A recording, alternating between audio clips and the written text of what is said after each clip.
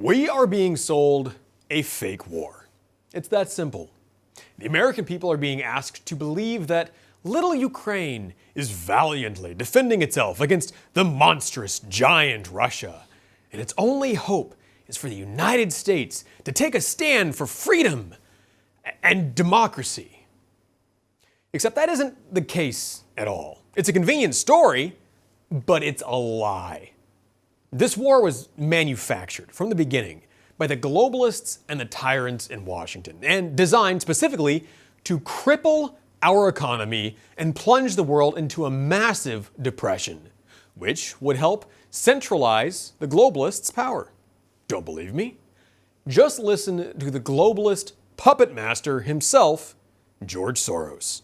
I set up a foundation in Ukraine before Ukraine became independent of Russia. And the foundation has been functioning ever since.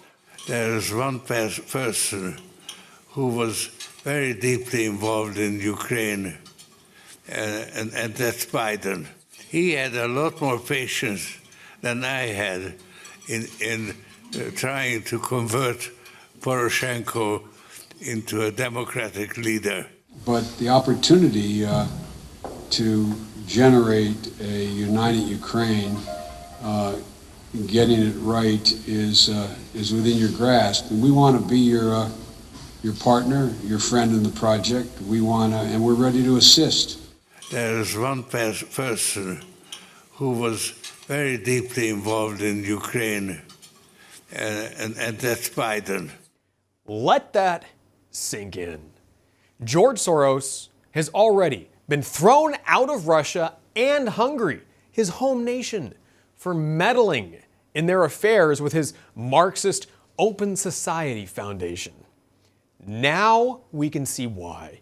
Soros, working along with Joe Biden and the globalist hegemony, is toppling governments and installing puppets like Volodymyr Zelensky to do his bidding.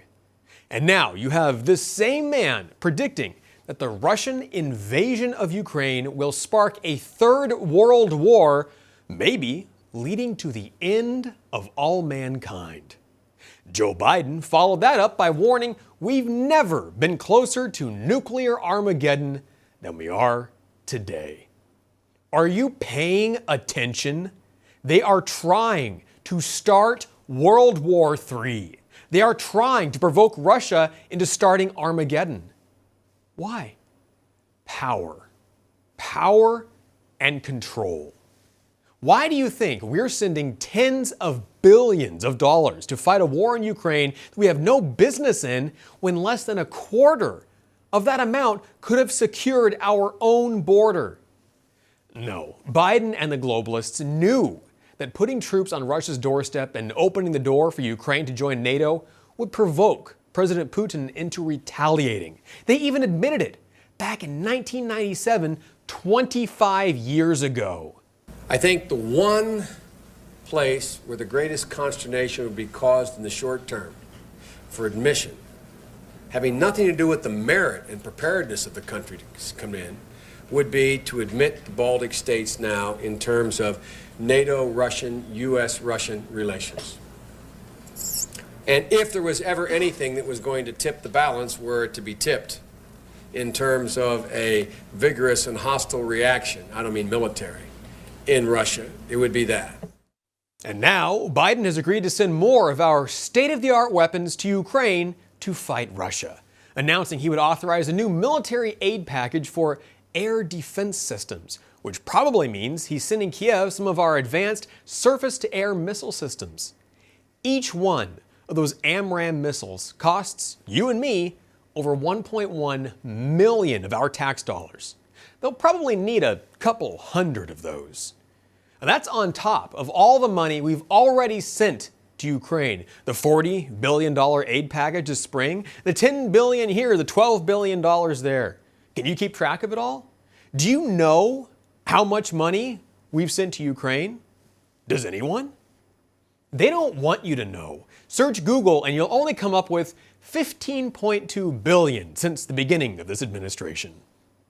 In reality, The best account shows nearly $100 billion has been shoveled into the raging fire of Ukraine's money laundering furnace. That's enough money to solve poverty in America. At least that's what the liberals tell us. So why send all that money to Ukraine? Well, Ukraine was at the center of a massive child sex trafficking ring a few years ago. Got to keep that quiet. And Hunter Biden has worked closely with some of the major criminal organizations in Ukraine, including Burisma. And now, the Department of Defense and Hunter Biden's firm, Rosemont Seneca, have been caught funding biolabs in Ukraine doing research on the COVID-19 virus 3 months before COVID was officially released. Are you getting the picture? None of this has anything to do with Russia invading Ukraine. This is a smoke and mirrors campaign coordinated with the corporate media to cover up the greatest scam in the history of our nation, maybe the history of the world. But don't ask any questions. Just wave your flag for Ukraine. And remember, as the Democrats cripple our economy and send all our money and weapons to Ukraine to kick off World War III, Putin is the bad guy. For One America News, I'm Pearson Sharp. For all our viewers,